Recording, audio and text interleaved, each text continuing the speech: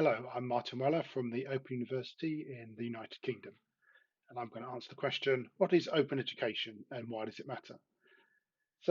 What is open education is actually a trickier question than you might think. We did some research a few years ago, myself and some colleagues, and we performed what's called a citation analysis. So we searched through library databases for papers that use the term open education.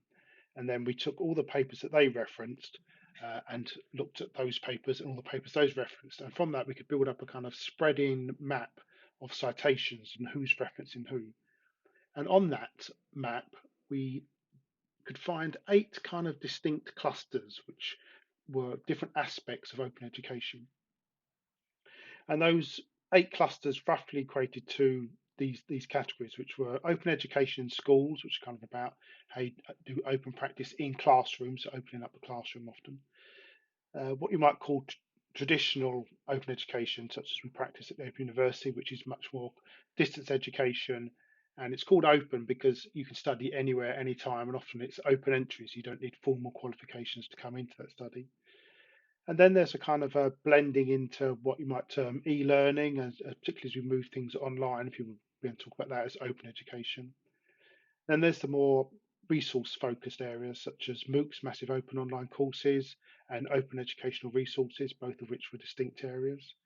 And then there's a kind of blurring around practice. So open educational practice, OEP, as people often use, which is about can include things like open pedagogy, use of OER in teaching, those kind of things. Then there was kind of another distinct group which was open access publishing. So that's kind of much more kind of librarian studies, those things, but how we publish things openly. And lastly, there was a group which sort of blended a bit with the open practice, which was looking at use of social media by academics, what you might term open scholarship in a way. So all of those things can be referred to as open education. So it's quite a broad umbrella. I think that probably the two most common interpretations are the distance education, the kind of open university interpretation, and the open educational resources, MOOCs type interpretation, which might seem a kind of more recent version. Why does it matter? It matters because fundamentally you have to ask what's education about? And education is about sharing knowledge and often combining different types of knowledge to create new knowledge. And for me, and I think for many people, this works better when things are open. What you want to do is remove barriers. Putting barriers in place to knowledge doesn't help in that sharing process. So really, it's kind of fundamental about why you want to go about education. And open education generally improves the things you want to get from an education process.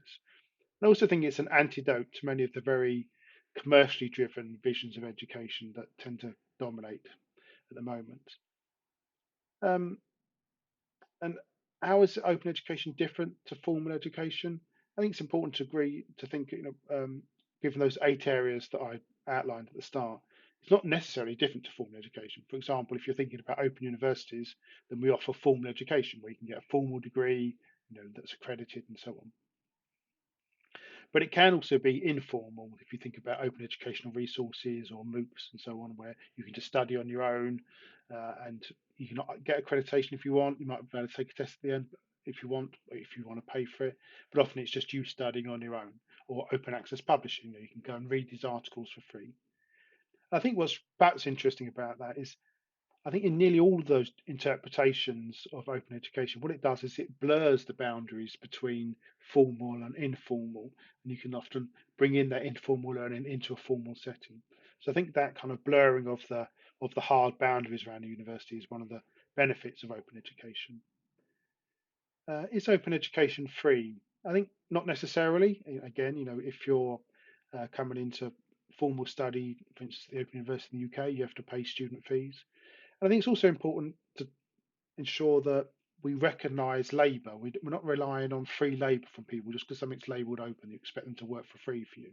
So if people are providing academic support or accreditation, those are things that need to be paid for. But if we're thinking just purely in terms of resources such as MOOCs or open educational resources, OER, then those or open access publications, those resources should be free if they're going to be labelled as open.